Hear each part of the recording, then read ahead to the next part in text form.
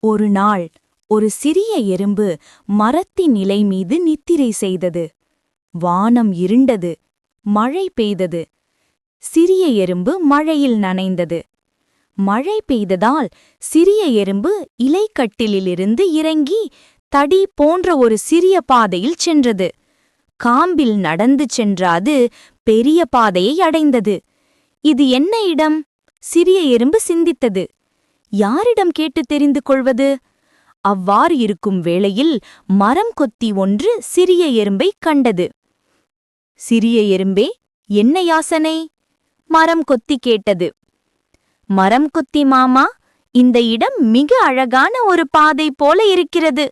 இன்னும் பல பாதைகள் உள்ளன. இந்த இடத்தின் பெயர் என்ன?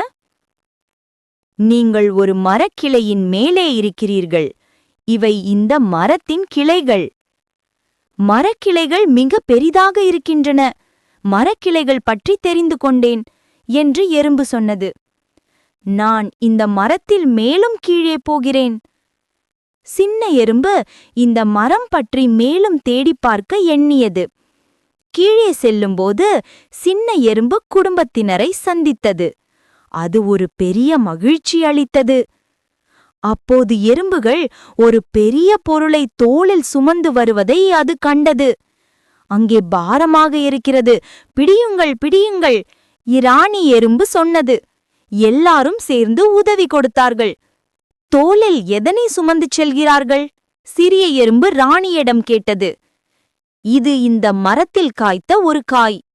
சிறிய எறும்பு ஆச்சரியப்பட்டது. காய் என்றால் என்ன? சிறிய எறும்பு ராணியிடம் கேட்டது. நான் சொல்லித் தருகிறேன், வாருங்கள். மரங்களில் காய்கள் காய்க்கும். நாம் அவற்றை சேகரிக்கிறோம். அது எமது உணவுக்காக. சரி, பார்ப்போம். மரத்தில் உள்ள காய்களை காட்டுங்கள். மரங்களில் பல பகுதிகள் உள்ளன. சிறிய எறும்பு மகிழ்ச்சியுடன் கூறியது. ராணியாரே, ராணியாரே, அந்த காய்க்கு அருகில் அழகான ஒரு பூ இருக்கிறது. சரி, வாருங்கள், போய் பார்ப்போம். மரங்களில் பூக்கள் பூக்கும். பூ நல்ல வாசனை. நான் பூவை பறிக்கிறேன். சிறிய எறும்பு கேட்டது. மரத்தில் இருக்கும் போதுதான் பூ நல்ல அழகு. ராணி மேலும் பல விஷயங்களையும் சொன்னது. இருட்டிவிட்டது. நாம் வீட்டுக்குப் போவோம்.